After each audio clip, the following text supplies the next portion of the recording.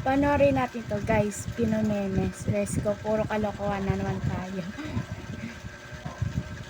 Pinindot ko mula. Yan na, bumiling yelo tapos ginunting niya. Kalokohan talaga ng Pinoy, no? Ang gagawin kaya na bata dahil ginunting yung yelo.